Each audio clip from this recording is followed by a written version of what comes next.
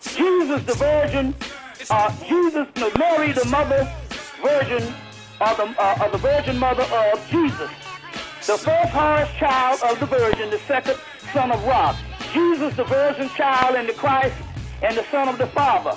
The first Horus and the founder of the second fulfiller for the Father. Jesus the founder and the Christ and the fulfiller of the Father. The two mothers of the Christ, Horus, Isis, and Nephthys, who were the two sisters. The two mothers and the Jesus and the child Jesus, who were sisters. So this thing goes on and on. Isis taken by Horus in adultery. A woman taken in adultery. In adultery with Seth. So this stuff goes on and on. Sarah, the foster father of Horus. Joseph, the foster father of Jesus. And it goes on and on and on the parallels of Horus and Jesus. And if you go to India, Krishna has the same parallels. Sut and Horus, the two opposers. Satan and Jesus, the two opponents. The two opponents. Osiris, whom Horus loved. Lazarus, which is another word for Lazarus, who Jesus loved, because Lazarus is Osiris. Osiris, perfume for his burial. Jesus anointed with odor odors filled the house. And this stuff goes on and on and on. Horus, the good shepherd with the crook and the crook in his shoulder. Jesus, the good shepherd with the lamb kid on his shoulder. This stuff goes on in the appendix of Ancient Egypt, Light of the World by Gerald Massey. There's volume 1 and volume 2, but if you go in the appendix, it's 5 pages or more, maybe 10 pages on the parallels between Jesus and Horus. So I heard some white boy came on there, was challenging some of these new people was challenging them and told them to prove that Jesus and Horus was the same, and none of them niggas couldn't say nothing because they don't study. I could have told them, look, get that white boy the scholarship. Give him Jeremiah's Light of the World, volume 2, and he will see the parallels between the two. Now, let me go into this Baphomet thing. The where that comes from. Y'all all right? Yeah, we good, bro. Yeah, we good. You hear me? Yeah, I got you. Yeah, we good money. We hear you. Okay, let me go into this. The people just gonna have to rewind this and play it over and over. You see what I'm saying? But let me go into this Baphomet thing for you, so that you'll understand. The Baphomet is and this is interesting. You need to get a book called The Sufis by Idris Shah. That's Idries Shah.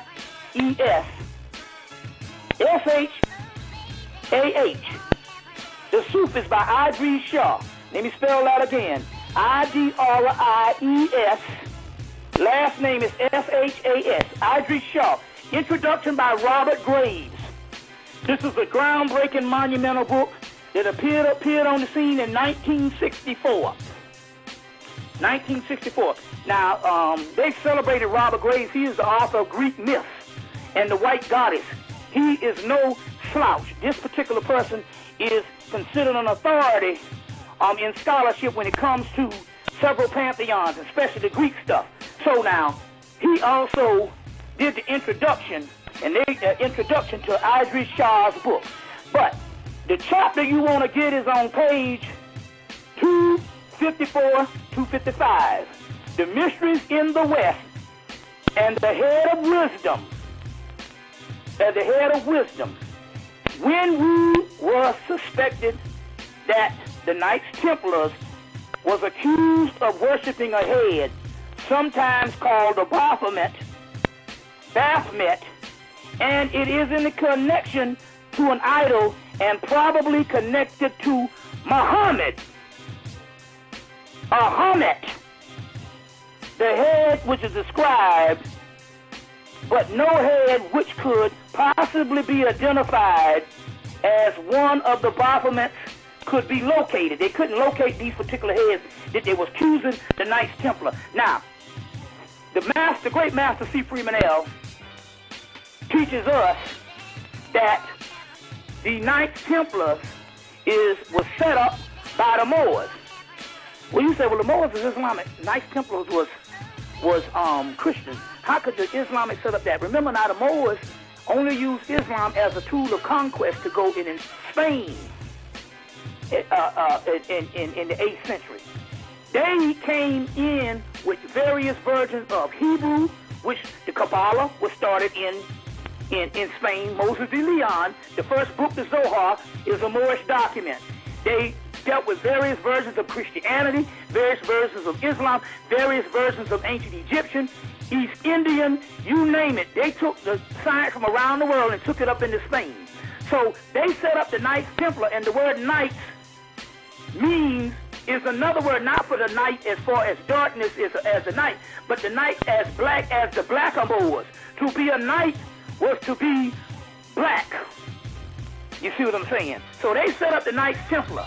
Now, in so many words, the Knights Templar, when they set this word up, they venerated a goat.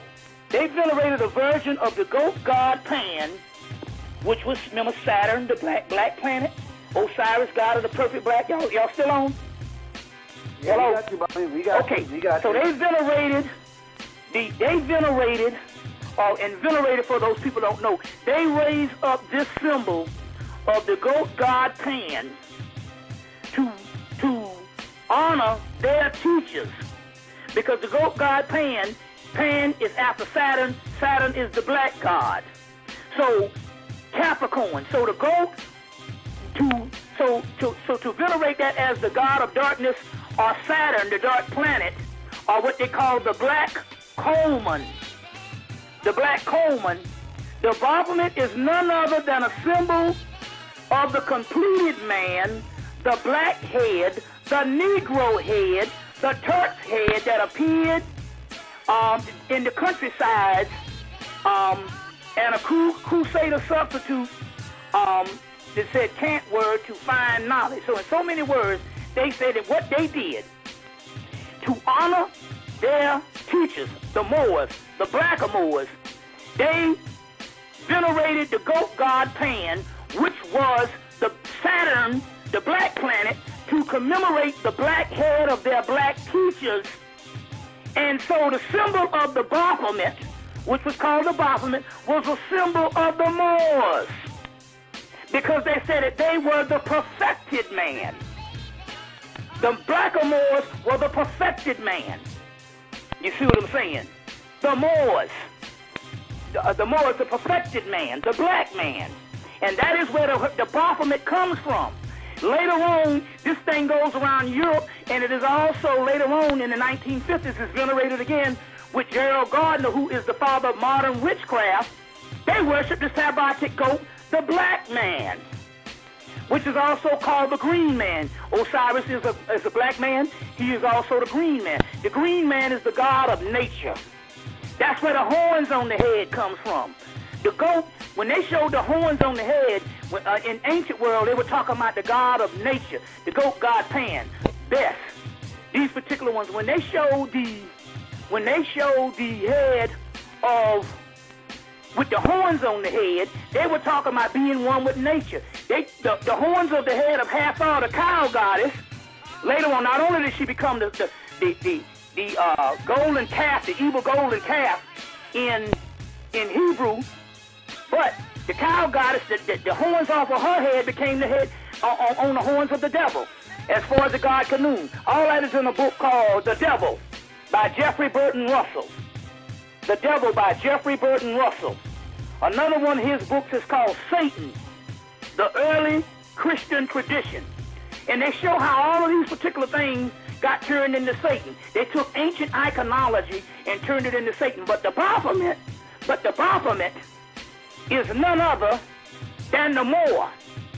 And that is why all your Masonic figures and all of your Wiccan figures, they got a group in somewhere in Poland, one of their things is for their women to go on the astral plane and fuck the Baphomet so that they can go to a higher level. The Baphomet is none other, number one, all the Baphomet, Jesus, and all that's the same thing.